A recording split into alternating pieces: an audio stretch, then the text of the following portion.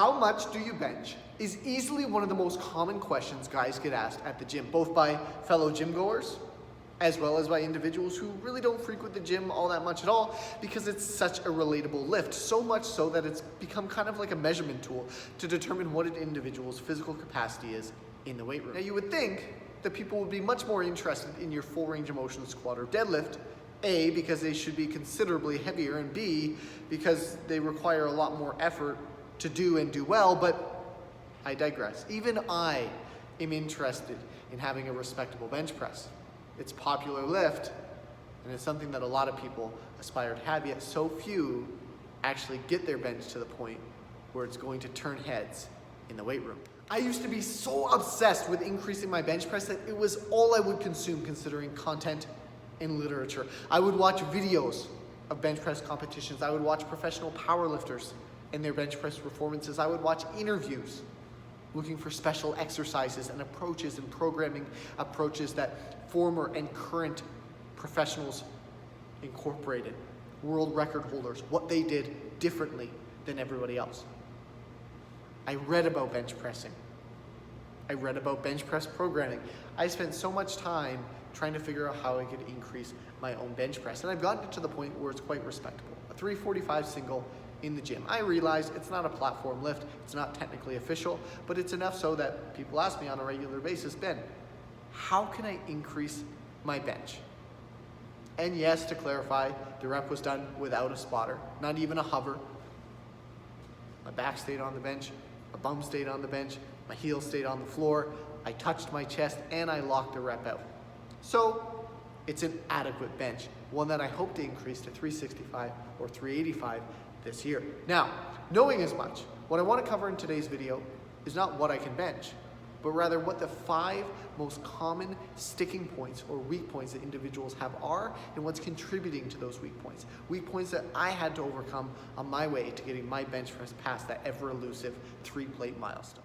Now, if you're anything like how I used to be, I thought the only way to increase my bench was to target more my chest and shoulders. I did an excessive amount of dumbbell chest presses, incline dumbbell chest presses, spoon press variations, alternating dumbbell chest presses, high rep work, low rep work. I've spent time doing excessive amounts of shoulders, side laterals, front laterals, Arnold presses, seated dumbbell presses, neutral dumbbell presses. You name it, I incorporated it, and I had so much volume considering pressing. What's interesting is, although not impossible, very rarely do you need more pressing to increase your bench. Let me explain. I'll keep this as short and as sweet as I can. The first one is instability on the unrack. It looks something kind of like this. Once you're in position and you have the bar and you lift it up off of your chest, and right away you struggle to get control of the bar. It wobbles back and forth a little bit, and you just don't feel confident. I see a lot of people take even what seems to be a moderate load compared to their physical capacity, and they take the bar for a spin. So for example, they can run through a 225 single on the bench, but even when they unwrap 155, the instability is already starting. And usually what that means is you need to work on strengthening your upper back. As an individual's upper back becomes stronger, that bar starts to wobble and shake less and less, even the closer they get to heavier weights. And an easy way to tell is oftentimes individuals with very strong backs can unrack and do static holds with 110 or 120% of their 1 rep max on the bench, and even that doesn't look all that wobbly, if at all. Now, another common sticking point for individuals is off the chest. So let's say you're in position, you have the bar unwrapped, and you're on rep number 5. You come down to your chest as you go to press up, and the bar comes right back down and pins you. Very common for individuals to fail in that position.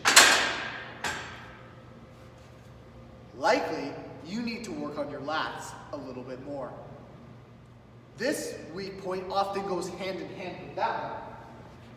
If an individual gets to the point where they are slow off the chest, but they can lock it out, often what you'll find is their elbows flare out as they try and press the weight up. So if you find as you're pressing that you struggle to keep your elbows pointing on a forward angle, and that as hard as you might try to keep them tucked, they flare out to the sides on the heavier loads, again, you likely need to work on your lats. You need a stronger upper back. Now moving up the ladder, let's say you don't get stuck on your chest. You're positioned on the bench, you've got a nice firm grip, you make contact with the chest, elbows stay tight, you get about 3/4 of the way up, boom, bar comes back down. What's the problem there? Likely, you need to focus on strengthening your triceps a little bit more. So if you're finding you're getting about more than halfway through the range of motion and the bar comes back down, tricep work will likely be something that you'll benefit from prioritizing.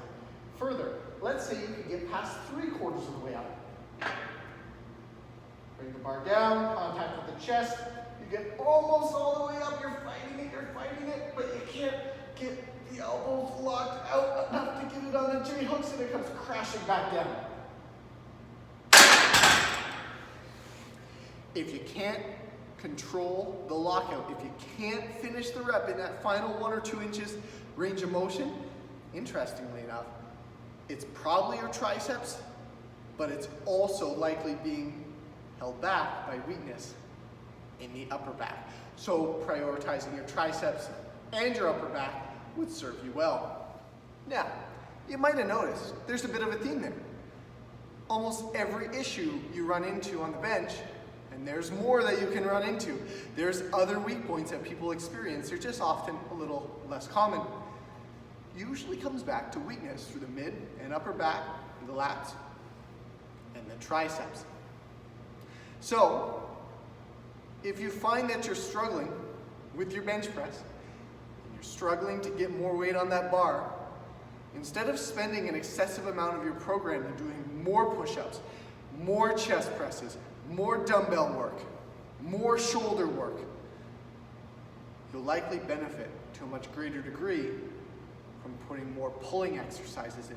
More rows, more pull downs, more chin-ups, more pull-ups, and incorporating a lot more tricep work as well.